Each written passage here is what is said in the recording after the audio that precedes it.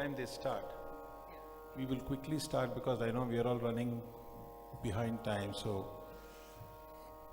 today's topic that we have been asked to speak on is the Prayogam of Gamakas in Dikshitar Kritis. At the outset, I want to say that it's a privilege to be doing this, especially where RSJ Mami has given so much of information on Gamakams. So there are YouTubes of Mami's Gamakams, and they're all, a student's delight. With Mami's so much of experience coming, yet, we will make a humble attempt to go ahead and show what we feel are some of the important highlights. Can you have the next slide?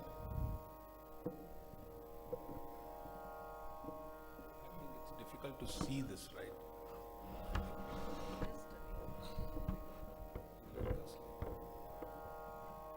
Okay. When we talk of Gamakams, there are a lot of definitions that you can get in English. Oscillation, moving it from front, frets across frets. It's a very difficult situation to contemplate because it's very abstract by nature. Especially the Gamakams that we use in our Carnatic music are very, very, abstract in nature. And the Gamakams are principally used to provide the necessary effect for the Kriti or the Ragam or the Tanam that is being played.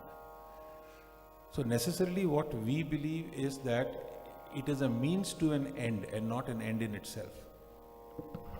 The Gamakam should be such that it helps, it contributes towards what we are trying to present. And therefore, there are different types of Gamakams that we use. And there is one interesting point that I want to make at the end of this point that I'm going to have. Gamakams are again something which are very unique in the sense that every Ragam may have a different connotation of a Gamakam. For instance, the Madhyamam that you would play in Shankarabharanam is very unique, how it will be sung, how it will be played. Gama, that's a different Gamakam. So, Samagasa, that's a different way of saying Madhyamam. So, it all ultimately boils down to what you are trying to present and the type of flavor that you are trying to give to a Ragam or a song or a Tanam. The interesting point also to note is that among the Saptaswaras, the Sajjamam and Panchamam generally do not have any Gamakam. They are normally used as plain notes. The rest of the Swarams they render themselves capable of being played with Gamakams. Can we have the next slide? Next slide, please.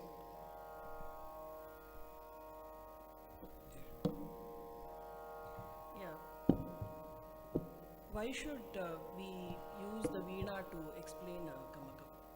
So as you can see there, the Veena is the only instrument which has the x-axis and the y-axis. So the y-axis can be taken as the string and the x-axis can be taken as the fret. So as you move your fingers either horizontally or vertically on the Veena to portray a certain Gamaka, you are able to visualize what is happening to it. Otherwise, when you just simply sing it, you can just hear it and you can try to understand, but how will you even watch? So if you need a graph or a pictorial interpretation or a graph which you can view of a particular Gamaka, you can do it with the help of only the Veena. Say for example, if I am saying,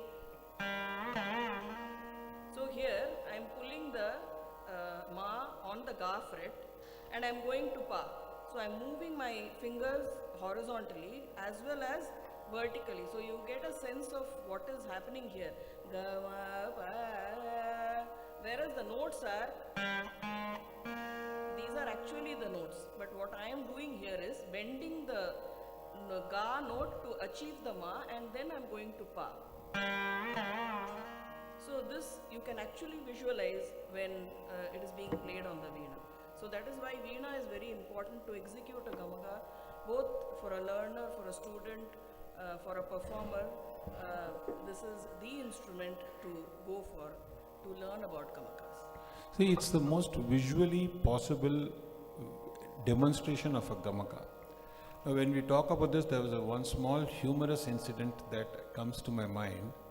We were in the class, and my sir was very famous for all these humorous, repartees.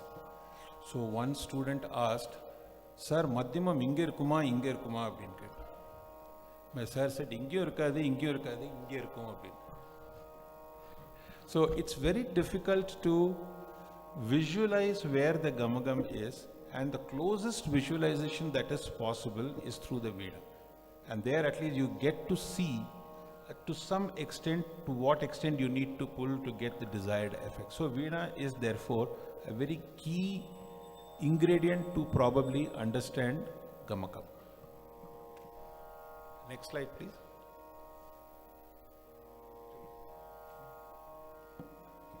So coming to Muthuswamy Dikshitar and his portrayal of Gamakas in his compositions. Muthuswamy Dikshitar is one such amongst the trinity to whose compositions people often go to learn about a particular ragam.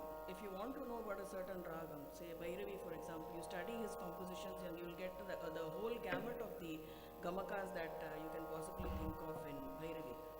That is why people, gurus will always tell you that learn as many compositions in a particular raga as possible to have a full picture of the raga.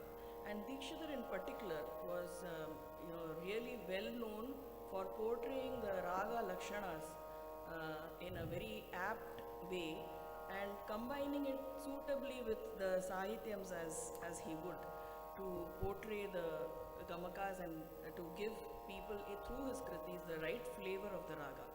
So that is why it is most apt if we use Dikshitar kritis to study gamakas and get more knowledge about raga lakshana. See, if you really, for instance, look at Ananda Bhairavi,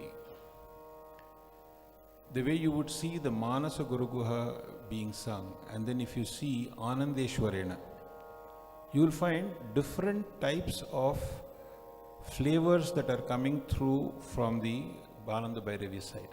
Yeah, so for instance, in Manasa Guruguha, he stays on the pa.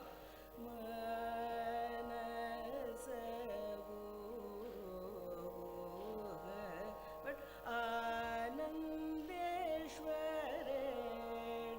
so the entire Uttarangam, that is from pa to sa, picture you get in Anandeshwarena.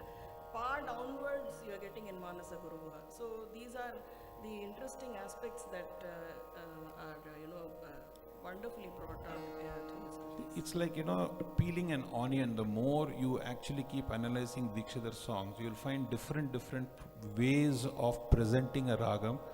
He will also provide certain specific ways to look at certain specific parts of the octaves. How to go from kir pa to male pa.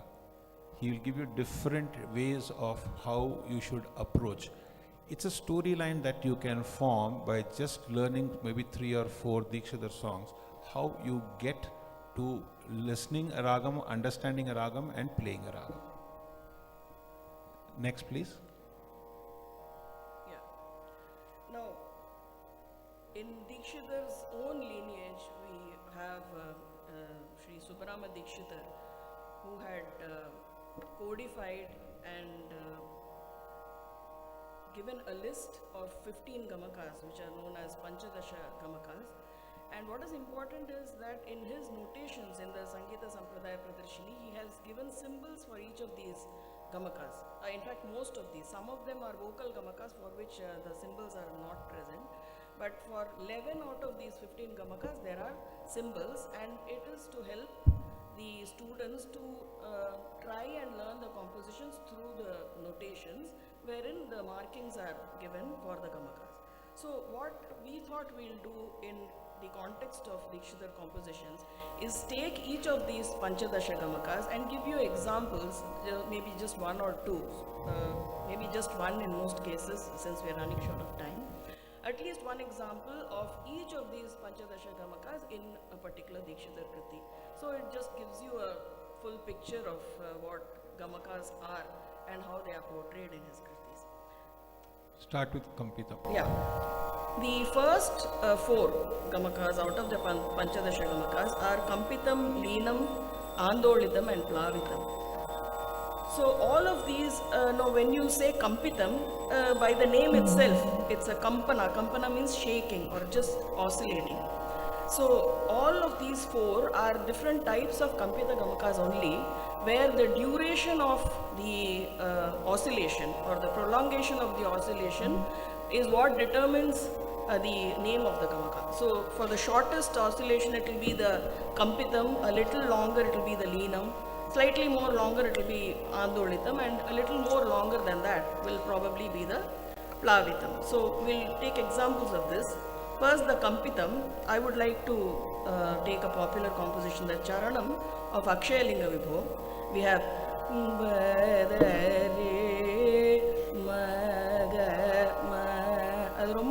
very slight oscillation. That ma oscillation is very slight. So that can be taken as an example of a Kampita Gamaka.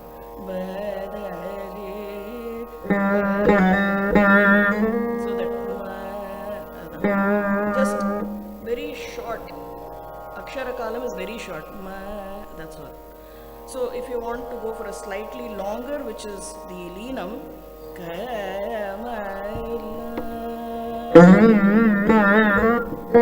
Kamalamba Vajare. So the ga, this ga oscillation will be there in Pratimadhyamam actually. If you take Shankarabanam, the ga is never oscillated. So this example of an oscillation in ga can be found in a Pratimadhyamam ragam. Very prominent example is Kamala. And the ga, you are oscillating it. Yeah. So that is an example of your Leenam. A slightly more oscillation, I would say, in the Kriti.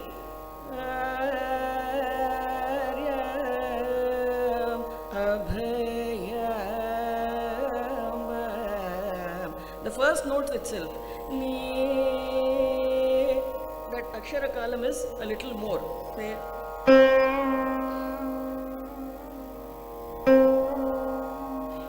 it is a little more than the ga of Kamalamba, so that can be taken as a Naldolitham.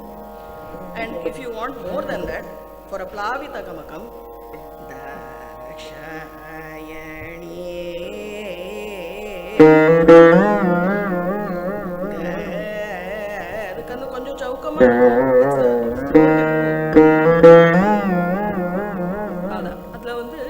what our gurus would say that in a Kampitam, it should, however much slow the tempo is, the Akshara kalam should not be more than 4. That is what they would say. Say for example, even if we say ga, the particle 5 6 anu pokudadu, ga anu pokudadu, adu 4 varaikum vaasichittu adu nirthidnuma appdinu solluvaringa vaadiyar. So that is the those are things which your guru will probably tell, and everything is not mentioned in the book. So this is something that I thought I'll share with you. Okay. So the next slide. Can you go to the next slide, please?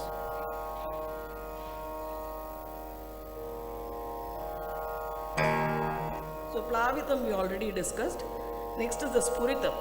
Now Spuritam is more like the Janta effect, where the one swaram occurs twice and the second syllable is more emphatic than the first syllable. So the second time at the sa vaashikumbodu you lay more emphasis on that. So the two compositions that we thought we would highlight is, one is the Subramanyana Rakshitokam, the first phrase, the first word in fact, Subramanyana.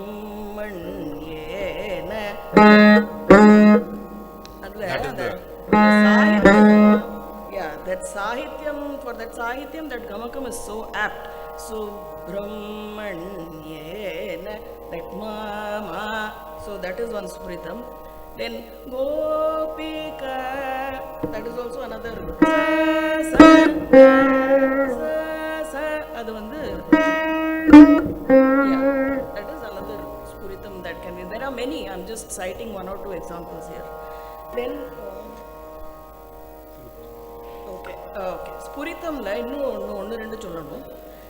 There is a Pratyahata Gamakam, which is also a type of Spurita Gamakam, where you have the janta which should be occurring in the descent in the Avarohana Krama. So in that, what we chose was in the Kriti Shri Rama Saraswati.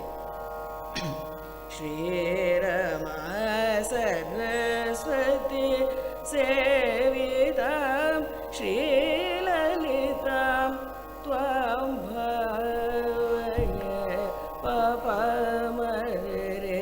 அது அந்த அவரோகணத்தில் வந்து அந்த பிரத்யாகத கமகம் வருது.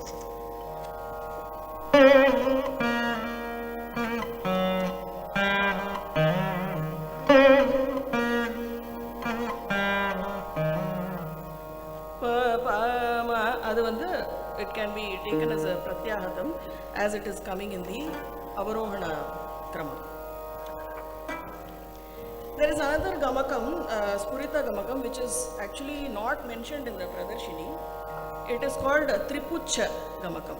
It is a part of a classification of the Dashaveda gamakams, but it is found in one of the prominent kritis of Dikshitar in Narasimha Agacha. You have Tripucha is a gamakam where the janta is in more than 2 or 3 times. The swara is stressed 3 or 4 times. That is a Tripucha gamakam. Like in the Madhyama Kalam of the Charanam, Dikshitar says Muraharana Kadara Sarasijakara. Adla vandu the ga ga ga ga. Adu vandu 4 தடவை வருது. It is an example. So that is an example of a Tripucha gamakam where the note, the janta is stressed more than 2 times. So in the Tripucha, in the Pataliya Narasimha Agacha, there are so many cha words.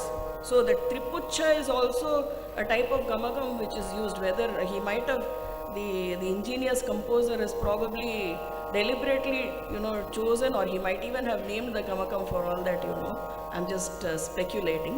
So Tripucha, Agacha, Swacha, Svecha, idella vandu Swacha Svecha ella varum and the Kritila. So this is one Tripucha gamakam which is not highlighted amongst the Panchadasha, but it occurs in one of Dikshitar's compositions.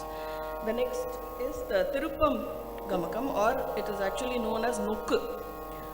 Nukku is brought about in a swara when it is pressed upon during the ascent phrase. Ascending phrase la vandu the swaratha vandu or press panni vaasikanum. So in for example, Kamalambasam Rakshatu Nisa, and that Nisa, the Niya vandu we are pressing it and then going to the next note. So that is an example of a Nukku or a Tirupam Gamaka. Next slide, please. Ahata. Yeah. Ahata Gamakas of 2 types. One is the Ravai Gamaka and the other is the Kandimpu. Ravai is striking the lower note swiftly, very fast from the higher note. And the best example of a Rava Gamaka is in Shri Saraswati in Arabic. Shri Saraswati, that ma. Yeah. So that ma, that Gamaka that you are bringing about for ma is known as a Rava Gamaka. So Saraswati. So this is the best example of Rava. Then Kandimpu is moving to a lower note from a higher note, where the higher note is actually silent. It is not enunciated. So I would say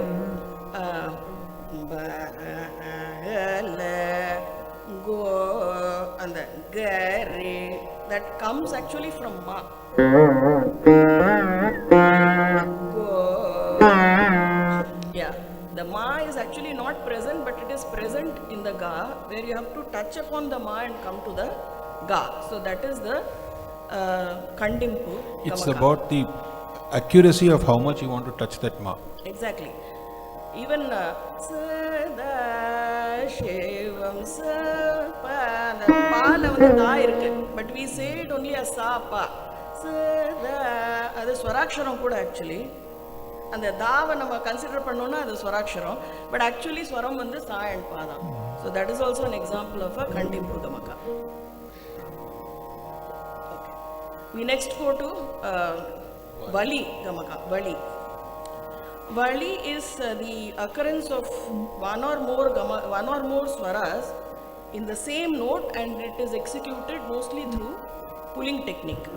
See, we find it in ragas like Saurashtram, and I'll state an example here. Varalakshmi, and the kshmi is actually da, but we say it is actually dani da pa, but we actually for the dani da, it's actually the swaram is only da. Varalakshmi, so that is a type of a Vali Gamaka.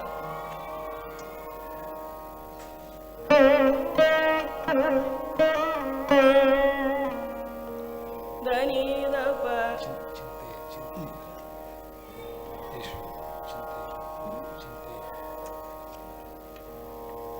அப்புறம் க்ஷிதிஜ த அது ஆனால் நிறைய சுரம் வருது, அது எல்லாமே ஒரே இடமா தான் வாசிக்கணும்.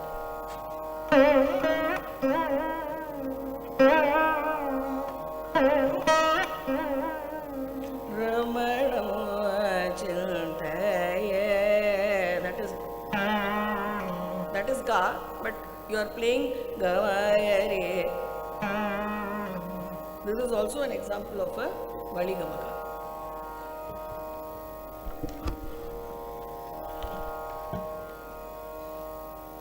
So next we go to Ullasitam. This is actually exposition of the Jaru Gamaka. So in this you have two varieties, the Erka Jaru and the Eraka Jaru. Erka Jaru is when the Jaru is ascending.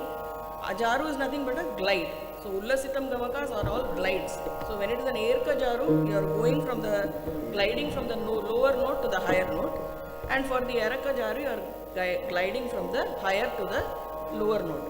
So when you take the first line of Srinatha Adi Guru Guru Jayati Jayati, which is the first composition of Muthuswamy Dikshitar, the first line itself is full of Erka Jarus. Sa is like in its position, like Jeyaraaj said, sa and pa, don't manipulate those notes, do your stuff with the other notes. Natha Adi Guru Guru Re Ga, Re and Ga, you have to glide it. Ga,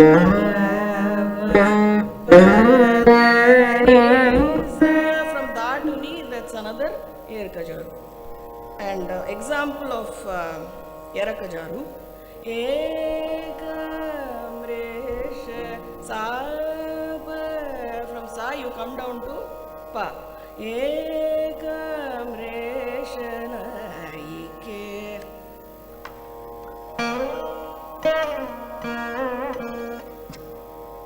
And another example, we cannot but mention this song when we talk of Dikshitar compositions.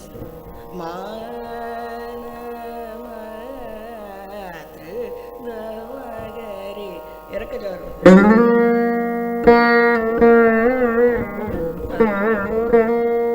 In Meenakshi Memudam, it will occur, the Eraka Jaru. So, next slide please.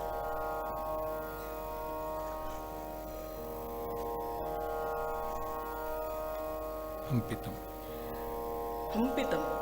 This is actually more of a vocal oriented gamaka when there is a hunkara. the throat is used to execute this gamaka, and அது வீணையில் வந்து அவர் வைணிக காயக்கர், அவர் வாய்ப்பாட்டும் வீணையும் எல்லாம் சமமாக அவருக்கு இருந்திருக்கு. So அதனால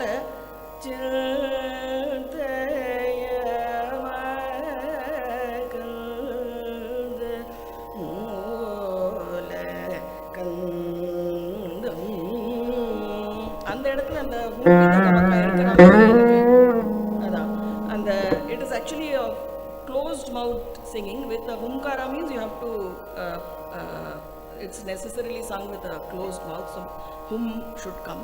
So and that I thought it's a very good example of humpitam gamaka. Though it's a vocal gamaka, it is portrayed on veena by the vainika gayaka. The only way we can best represent it is not doing a meet there. Yes, அங்கே மீட்டாமல் இருந்தானாக்கா அந்த ஹம்பித்த கமகமோட ஒரு இது வரும். That's why எங்கே மீட்டணும் எங்கே மீட்டப்படாதுங்கிறது ரொம்ப important. கரெக்டாக அந்த இடத்துல தான் மீட்டணும், எங்கே மீட்டப்படாதுங்கிறது வெரி இம்பார்ட்டண்ட். நெக்ஸ்ட் இஸ் குருளம். குருளம் இஸ் ஆஃப் 2 types. ஒதுக்கிம்பு ஆர் ஒதுக்கல்னு சொல்லுவா, அண்ட் ஒரேக்கா. Odukimpu is holding the higher swara in the lower swara position, but not fully going to the higher swara. So this happens in most of the Mayamalagole Janya ragas. For example, especially when you are going from Sa to Re or from Pa to Da, the best example would be the Kriti that I just spoke about. Ekamresha and pada pada pan kadayad. Pa, you're still holding on to Pa while you're playing the Daivatam.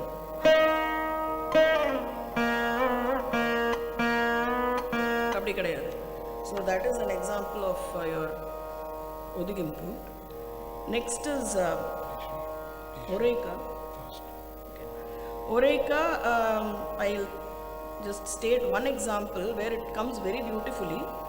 Oreka is nothing but it's a spiral downward of a phrase, gamaka, where spirally the swaras will come. So if you say pama gari, it will go like pada ma pa ga ma re ga, like that. So in the Kriti Shri Mata in Begada, there is a line where Shri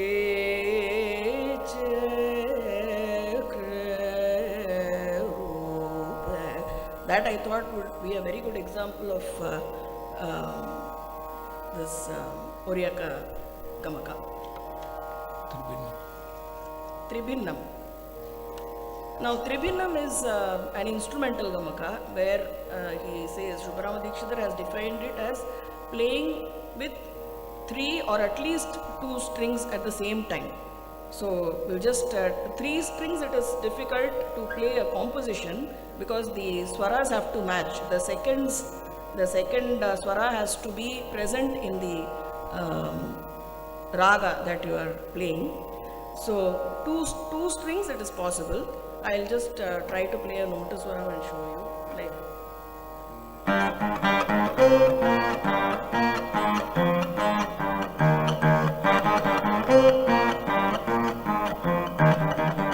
this is the Varashiva Balam. But in that you can play the first line you can play. That you can play because in the past string it will be nisa, nisa, nisa, gari. That swaram will come. So the first line alone you can play in Tribhinnam, but the others you can play in Dvibhinnam if you like. So Next. we are almost nearing the Next one. end. We're just nearing last. So One more slide. we'll just finish Next slide, it. please. Next slide, please. Yeah. Mudritam, Namitam, Mishritam. Mishritam, of course, quickly, it's a combination of 2 or more Gamakas occurring in a single note. And the phrase I would choose here is in the ni, ni, ni, ni. And then ni, li la vande, first there is one Kampitam and then there is one Vali Gamaka. Ni, da, ba, and the இந்த வரும்போது கண்டிப்பும் வந்துடுறது. So அதில் வந்து 3 விதமான கமக்கம், நீல மட்டும் 2 கமக்கம், தால 1 கமக்கம். So that is an example of a Mishrita Gamaka. And Mudritam and Namitam are actually vocal Gamakas. Mudritam is a closed mouth type of singing, which happens especially in Tanams, where you don't use your throat, you're just singing in a very light fashion. So in a Dikshitar composition where this Gamaka would be present, if you take a composition in Mohanam, which is not sung very forcefully, it is a delicate raga. So I would say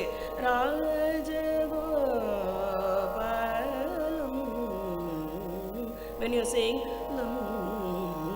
that lam is a mudrita gamaka, you have to sing it very softly. So I'll just play it once.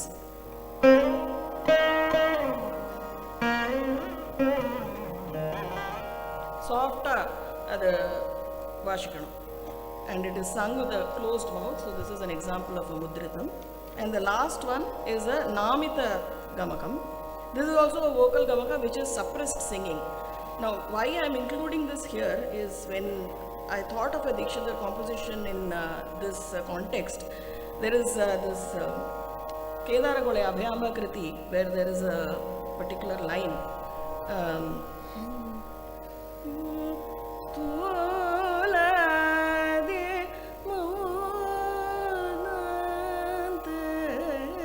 அங்கே அந்த suppress பண்ணி தான் பாடினா அதோட அர்த்த பாவமும் நல்லா இருக்கும்.